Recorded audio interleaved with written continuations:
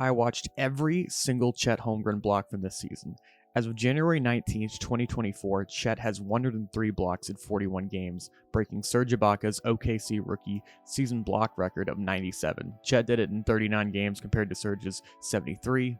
Chet is also on pace to go for 206 blocks this season, which would put Holmgren in the top 10 seasons in NBA history for total blocks by a rookie. He is also on pace to have the most blocks this season by a rookie since 1997-1998, when Tim Duncan hit the exact same mark that was being projected at 206 blocks, hypothetically, if Chet is able to play the full 82-game schedule.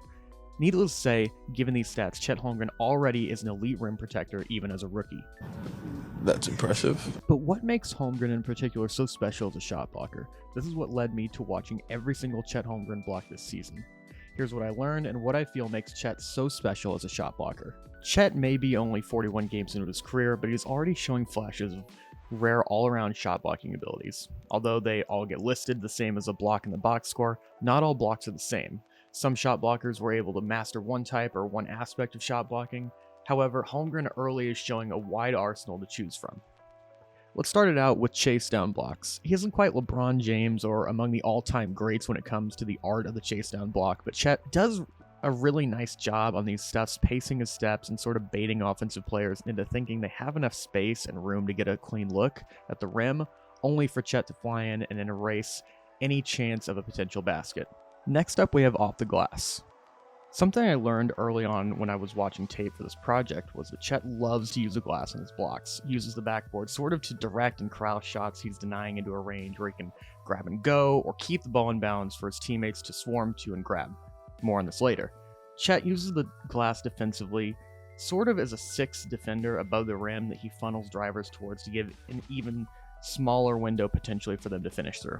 Pins. Similarly to Chet's talent as a chase down block artist, he uses that same ability to pace his feet and high point the ball off the glass or around the basket for blocks, almost the same way a wide receiver high points a ball in the air on a jump ball pass into the end zone. The timing and body control for anyone is extremely impressive, but the combination of those physical tools with the basketball IQ to get there before the play happens is what makes Chet special as a young rim protector.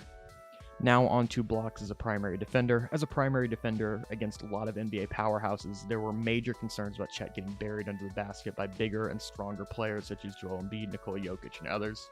Despite Chet's lighter frame and high center of gravity, he does a great job of having a strong base, staying upright when players try to finish through his chest, and using his long arms to contest and block shots without full-on jumping to put himself out of the play. On the other side of the coin from being a primary defender on blocks, we have situations where he's a help defender or on the weak side.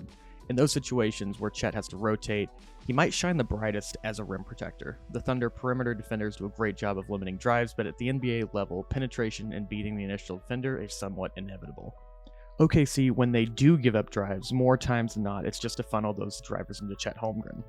Just as skilled passers like Luka Doncic use eye manipulation to get other players open, Chet does the same thing where he makes the offensive player think he can make that pass to an open cutter for an easy layup, only for Chet to launch himself into action and destroy any attempt at a shot. Recovery. Most times defensively, the center is the last line of resistance for an NBA defense. Chet is no different for the Thunder on many possessions.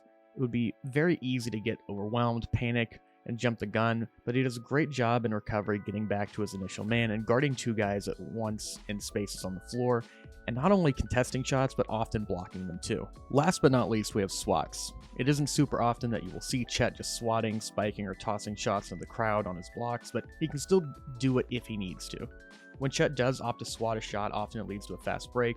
Holmgren does a great job of swatting the ball into open space or down the floor for his teammates to recover and spark a break. A lot of players' swats go straight out of bounds or into the third row, but do you know what's better than a huge block? Turning a block into instant, easy offense in transition, which has quickly become a staple in Chet's resume as a rim protector.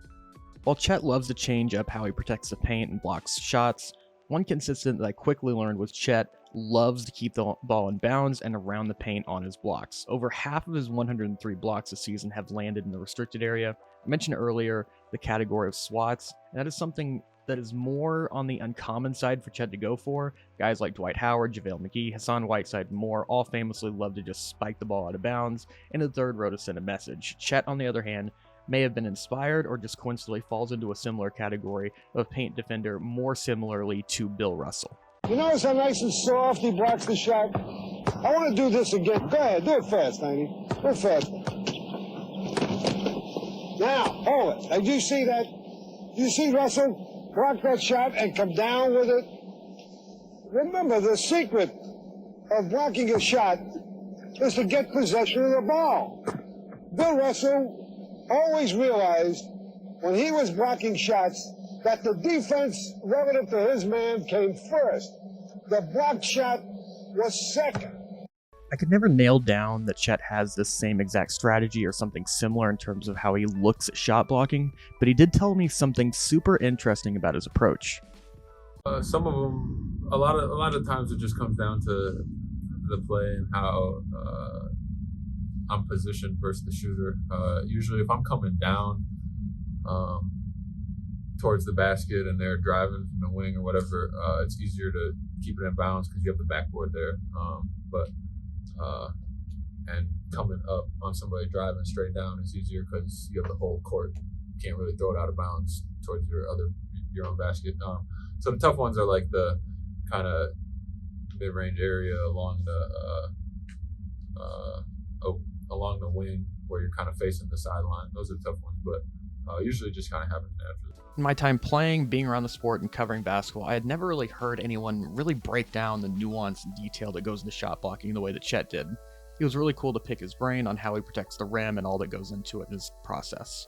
I'm sure someone out there is thinking, cool, he has a strategy for how he blocks shots. What does that really mean? Does it help his team at all? Short answer is yes. Last year, per synergy, the Thunder were in the 67th percentile in points per possession allowed on at-rim attempts. Fast forward to this season where OKC has added Chet Holmgren, and the Thunder, under those same metrics, find themselves in the top 93rd percentile on points per possession on rim attempts allowed. Chet also only allows players to shoot 55% at the rim, which is well below the league average that players shoot at the rim traditionally, which is around the mid-60s percentage-wise, meaning that Chet Holmgren contests at the rim lower the other team's shooting percentages by around 10%. And if you don't believe me or the stats, just listen to what one of the best defenders in the world and his teammate Lou Dort had to say about how Chet patrolling the paint has helped him as a perimeter defender. A lot. I mean, just knowing me, I put a lot of pressure on the ball.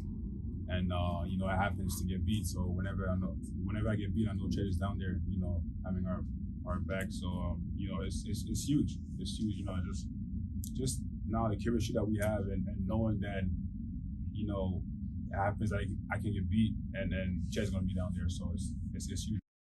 The Thunder defensively have gone through sort of a BC or before Chet period, then an AC or after Chet period where they've been able to do many of the same things defensively and remain to their core values as a scheme, but now with Chet added, they're allowed to do a lot more with him in the mix holding down the back line.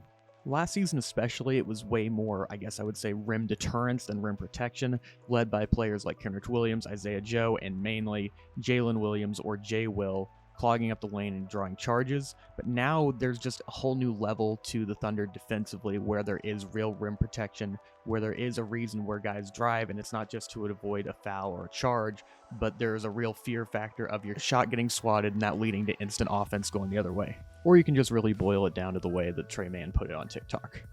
And my man, thank you to my man. And my man, thank you to my man. And as much as I've just praised Chet in this video talking about his shot blocking, it's not all perfect. There's still ways that he can improve, and I'll go through a couple points right now, starting with fouling. Chet fouls too much. It's not at an egregious level, but right now he has 111 fouls on the season and 103 blocks, so more fouls than blocks. You'd obviously like to see that switched around. Most of the time when Chet does get these fouls, it's on guys who are shooters when Chet is closing out too hard or a late closeout. Usually it's quicker guys who can get their first step by him and Chet is playing catch up. There are a lot of offensive players who are super smart who can see that Chet is trying to compensate to get back in front of the play, and that's how they draw fouls on him, by jumping into him or using their body, but I think that's something that he can definitely improve on. The second point of improvement, I think, would just be team rebounding, gang rebounding on a lot of these blocks. Chet, as I mentioned earlier in the video, has been pretty good about blocking shots into certain areas where his teammates can get rebounds, but there are certain times where he just can't do that, and you just have to get a hand on it and see what happens. And at that point, it becomes every man for themselves, and I'd like to see the Thunder around him, just get a few more bodies on guys around him, box out, and really dive in for these rebounds to finish the possession. Because as great as all these blocks are, if you don't finish it with a rebound and the team scores anyways, it's kind of pointless. So I think those two things would really help take the Thunder already, who are a much better rim protection team, to another level. But what do you think Chet can work on? He's only 41 games into the season, as I've mentioned before. That means at least 41 games left, hopefully, if he's healthy, plus the playoffs ideally. So there's still a lot of room for him to grow. So what exactly would you like to see from Chet Holmgren up next? Thank you so much for watching this video. Please consider liking or subscribing. Leave a comment below about what you like, what you didn't like. This is the only way I can get better and keep pushing out more content like this that you guys hopefully like. This took quite a few hours of work, so just any support below would be very much appreciated. And thanks so much for watching. To sum it all up for you fans, don't overdo this shot blocking.